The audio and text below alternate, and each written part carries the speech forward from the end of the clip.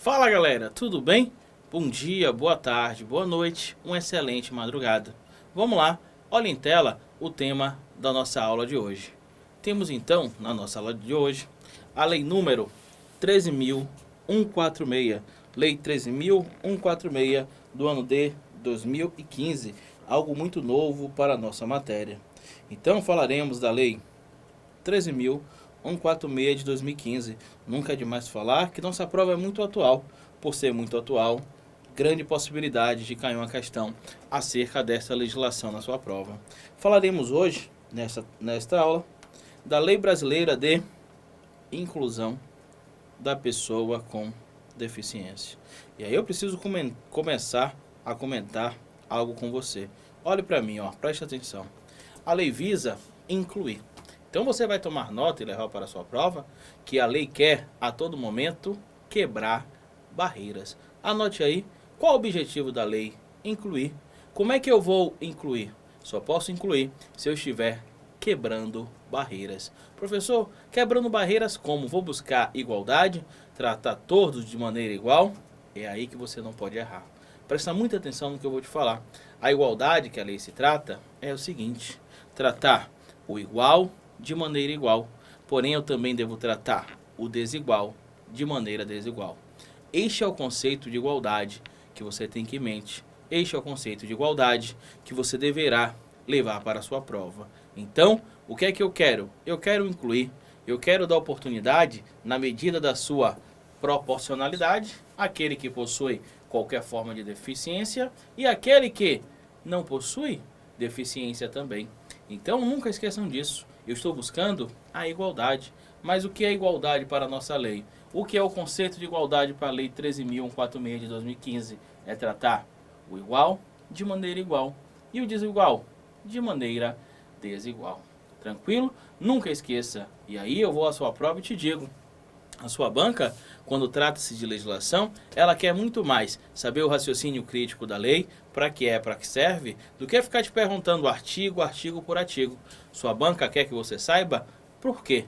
Por que essa lei surge? Para quê? A lei vai falar e versar sobre os direitos da pessoa com deficiência. Falamos aqui na aula de hoje da Lei de Inclusão da Pessoa com Deficiência, também chamado de Estatuto da Pessoa com Deficiência. Antes de tudo, você precisa olhar em tela para avançar um pouco mais. Temos então o Estatuto da Pessoa com Deficiência. Primeira coisa que você vai ter que saber: o que é a deficiência? Vamos ao conceito de deficiência. Com muita calma. Deficiência é uma restrição física, mental ou sensorial. Pode ser uma deficiência física, pode ser mental ou sensorial. Não interessa para a nossa lei. Interessa para nós é a deficiência, é a vulnerabilidade. Então vamos. Deficiência é uma restrição física, mental ou sensorial que limita a capacidade de exercer uma ou mais atividades essenciais na vida diária. O que é que você vai levar para a prova? Pode ser restrição física, pode ser uma restrição mental, pode ser também uma restrição sensorial. E essa restrição, que atrelado a esta deficiência, vai me limitar a exercer uma ou mais atividades da sua vida diária, do seu cotidiano, que pode ser também causada ou agravada pelo ambiente, seja ele econômico ou social. Olhando para cá, deixa eu te falar o que é que você leva para a prova acerca do conceito de deficiência. Preste atenção. Deficiência é qualquer espécie de restrição, limitação.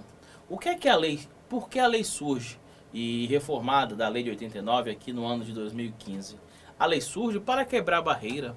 A lei surge para falar: olha, este que tem portador de deficiência merece ter os mesmos direitos, na medida da sua proporção, daquele outro que não possua deficiência. Então, leva isso para a sua prova e marca sem medo.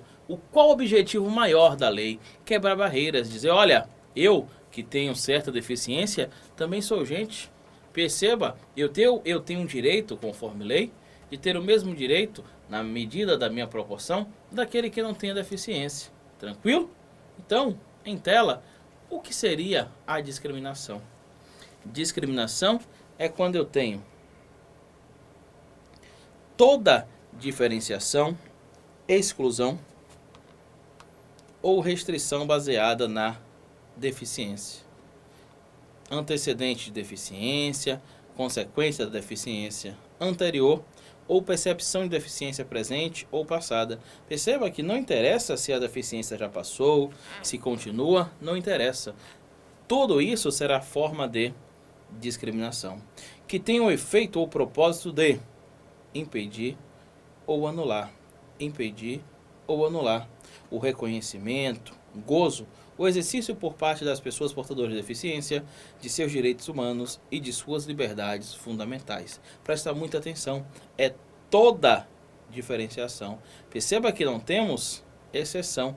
Discriminação é toda diferenciação, desde que seja baseada na exclusão, restrição, com caráter objetivo na deficiência. Então, de forma bem tênue, o que é que você nunca deve esquecer para a sua prova? A deficiência pode ser restrição física, restrição mental ou uma restrição sensorial. A deficiência vai limitar uma ou mais de uma capacidade, tá? Pode ser essencial na minha vida diária, causada ou agravada pelo ambiente, seja ele econômico ou seja ele social. Isto é a deficiência. Já a discriminação é quando eu aplico, tendo qualquer espécie de diferenciação, exclusão ou restrição, desde que seja baseada aqui, ó, na deficiência. Tranquilo? Vamos ainda em tela avançar um pouco mais. Olha o que fala. Eu vou falar aqui em dignidade. Dignidade e igualdade. E aí, mais uma vez, vamos atrelar o conceito de igualdade. Não é tratar todos de maneira igual. Isso é tão importante que eu queria que você olhasse para cá e prestasse atenção. Esse conceito de igualdade, jamais esqueçam. A igualdade para o direito não é simplesmente tratar todos de maneira igual. Esse conceito é ultrapassado, tá? Igualdade é tratar quem é igual de maneira igual e quem é desigual de maneira desigual. Tranquilo, certo? Neste momento eu posso te falar, a lei serve para quê? A lei vai dar uma atenção especial, tá? Não é um coitadinho, tire isso da cabeça. Ele precisa, essa pessoa que possui qualquer espécie de deficiência, qualquer espécie de limitação, não é um coitadinho. Ele precisa ser incluído. Eu preciso quebrar barreiras. Eu preciso tornar apta a vida dessa pessoa. E a lei diz assim, ó, aquele que possui deficiência também é gente. Pode tomar, pode viver, pode e deve ter direitos e obrigações. Nunca esqueçam disso. E o que é que fala o artigo 1º da lei? Olha em tela. O artigo 1º fala assim, ó, é instituída a Lei Brasileira de Inclusão da Pessoa com Deficiência. Para a nossa prova, será a Lei Brasileira de Inclusão da Pessoa com Deficiência. Pode vir na sua prova também, chamado de o Estatuto da Pessoa com Deficiência. Sendo bem jogo aberto com vocês, a prova gosta dessa expressão aqui, ó, Estatuto da Pessoa com Deficiência. Destinada a... Quais são os objetivos, as finalidades? Assegurar e promover, em condições de igualdade. Jamais esqueça disso. Igualdade. Exercício dos direitos e das liberdades fundamentais por pessoa com deficiência, visando a inclusão. Nunca esqueça disso. Duas palavras que você não pode errar para a sua prova. Sempre, tá? Olha para cá. Duas palavrinhas que vocês nunca podem vacilar. O que a lei busca primeiro é a igualdade. O conceito de igualdade que já sabemos. E depois da igualdade, a lei busca a inclusão. E aí preciso te falar. O que seria incluir? O que seria a inclusão que tanto o professor fala e a lei fala? A inclusão seria quebrar barreiras. Olha, aquele que possui deficiência, trabalha. E o que não possui deficiência? Também. Aquele que está limitado tem direito à cultura. E aquele que não tem limitação? Também. Isso é quebrar barreiras. Para a sua prova, toda ideia que esteja quebrando barreiras, você vai levar para a prova, que é válida. Tudo que esteja limitando é proibido. Tranquilo? Olha em tela o artigo 2º da lei. Quem é a pessoa com deficiência? Pessoa com deficiência é aquela que tem impedimento de longo prazo. Natureza física, mental, intelectual, sensorial, o qual a interação com umas ou mais barreiras.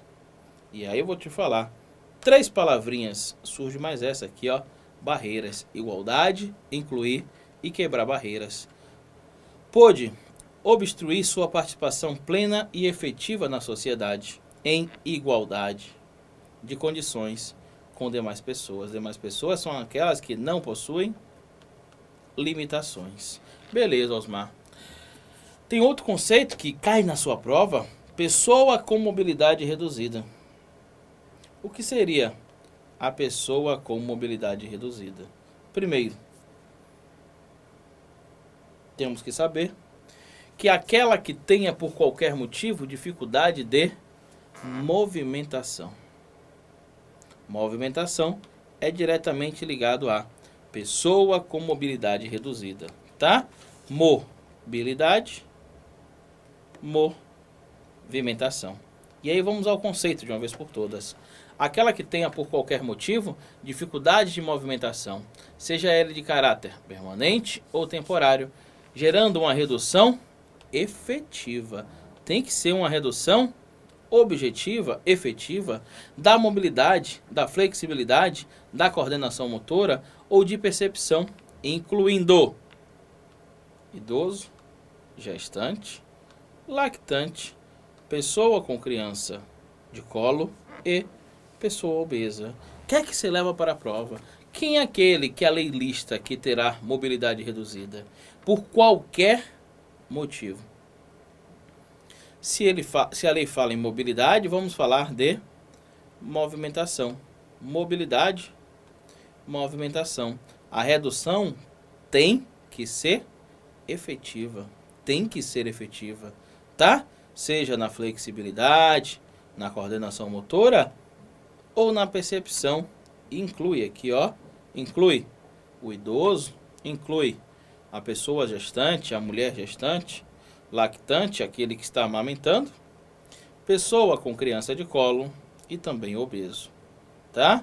Pintado aí de amarelo no seu material, na nossa aula, quem são aquelas pessoas com mobilidade.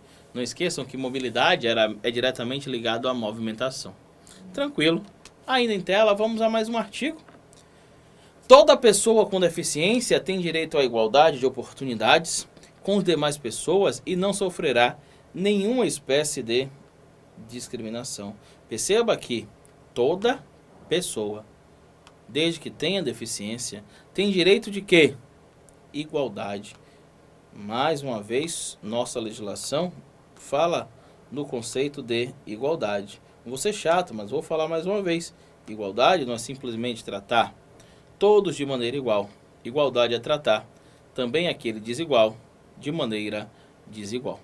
A lei busca igualdade de oportunidades com as outras pessoas. Quem são as demais pessoas? Aquelas que não possuem limitações, não possuem deficiência e não sofrerá nenhuma espécie de discriminação. É isto exposto no artigo 4º da nossa lei. Beleza, vamos a um próximo, quinto. O quinto é muito importante, sobretudo o seu parágrafo único.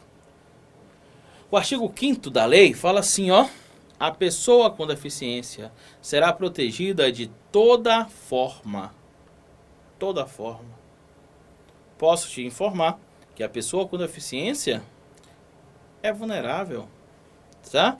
Vai ser protegida de toda forma de negligência, discriminação, exploração, violência, tortura, crueldade, opressão, tratamento desumano ou degradante. O que é que você vai levar para a prova? O que importa? Toda forma. Nunca esqueçam disso. Toda e qualquer forma. Aquela pessoa que possui deficiência, e aí não interessa para nós qual a deficiência, não interessa para nós qual a deficiência, será protegida de toda forma de negligência, discriminação, exploração, violência, tortura, crueldade, opressão, tratamento desumano ou degradante. Beleza? Olha o que fala o parágrafo único, muito importante. Vai surgir para nós aqui o especialmente vulnerável, tá? E aí eu quero te alertar para uma coisa, olhe para cá. Não confunda simplesmente o vulnerável, lá dos crimes contra a dignidade sexual, com especialmente vulnerável na lei de inclusão ao portador de deficiência. Temos lá nos crimes contra a dignidade sexual, vulneráveis menor de 14, aquele que por doença ou enfermidade não tem discernimento para a prática sexual. Temos também aquele que não pode oferecer resistência. Esses ficam lá. Esses são os vulneráveis dos crimes contra a dignidade sexual. Vamos falar aqui no parágrafo único de especialmente vulneráveis. Olha em tela, quem são os especialmente vulneráveis? Vamos lá. Para fins da proteção mencionada no caput desse artigo, são considerados, olha, especialmente vulneráveis. Quem são os especialmente vulneráveis? Aqueles que, com deficiência, precisam de uma atenção especializada, uma atenção especial. A criança, o adolescente, a mulher e o idoso. De novo, quem são? Primeiro, a criança, a adolescente, mulher ou idoso. Olha a cronologia disso. Aquela garotinha era criança, adolescente, mulher, idoso. Não esqueçam disso. Não são simplesmente vulneráveis, porque vulneráveis todos são, mas o especialmente vulnerável é a criança, o adolescente, a mulher e o idoso. Tranquilo. Em tela ainda, vamos avançar um pouco mais. A deficiência não afeta a plena capacidade civil, tá? Então preciso te falar, olhando para cá. Osmar, e a deficiência, Osmar? Eu vou poder ser pai? Claro que vai. Eu vou poder casar, ter família? Claro que vai. Não esqueçam disso. A deficiência não afeta a plena capacidade civil da pessoa. De novo, a deficiência não afeta a plena capacidade civil da pessoa. Anote aí, aquele que possui qualquer espécie de deficiência, aquele que possui qualquer espécie de deficiência tem, olha cá, em tela, tem capacidade civil. De forma bem objetiva, ele pode casar e constituir união estável. Qual o impedimento? Nenhum. Pensa comigo, quando a lei incentiva e permite que ele esteja casando e constituindo união estável, o que é que eu estou querendo? Olha, em tela eu quero incluir. Em tela eu quero incluir. 2. Exercer direitos sexuais e reprodutivos. Claro que ele pode exercer, o corpo é dele. Ele pode reproduzir, claro, desde que ele queira. 3. Exercer o direito de decidir sobre o número de filhos. Esse é gritante. Pelo amor de Deus, o deficiente vai ter quantos filhos ele quiser. E de ter acesso a informações adequadas sobre reprodução e planejamento familiar. Continua. 4.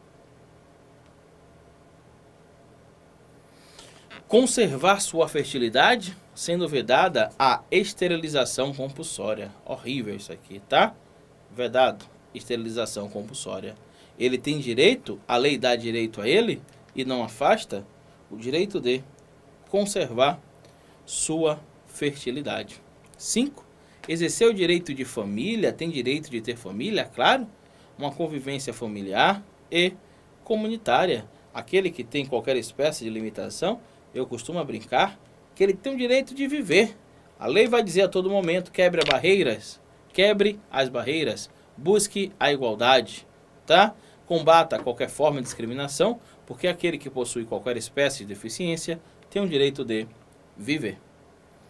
6. Exercer direito à guarda, tutela, curatela, a adoção pode ser o adotante ou adotar em igualdade. Nunca esqueçam disso, igualdade de oportunidade com as demais pessoas. Beleza, a lei avança um pouco mais e no artigo 7º fala assim, ó, é dever de todos. Todos. O 7º fala que é dever de todos. O que é dever de todos? Comunicar à autoridade competente qualquer forma de ameaça ou de violação aos direitos da pessoa com deficiência. Todos estão obrigados? Sim. Por que todos estão obrigados? Por força de lei. É dever de todos. Beleza. Fantástico o parágrafo único. Se, no exercício de suas funções, os juízes e os tribunais tiverem conhecimento de fatos que caracterizem as violações previstas nesta lei, devem, não podem, devem. Quem deve? Juiz ou tribunal. Remeter peças ao MP para as providências cabíveis. Vamos lá, com calma, isso é muito importante. Tem que estar no exercício de suas funções. Quem deve estar? Ou o juiz, ou o desembargador, o tribunal, que tiver conhecimento que houve qualquer forma de violação na lei, devem, toma cuidado, que sua banca pode trocar o deve pelo pode. Devem remeter peças a quem? Aquele que é o fiscal da lei, aquele que é o titular da ação penal pública, chamado de Ministério Público. 9.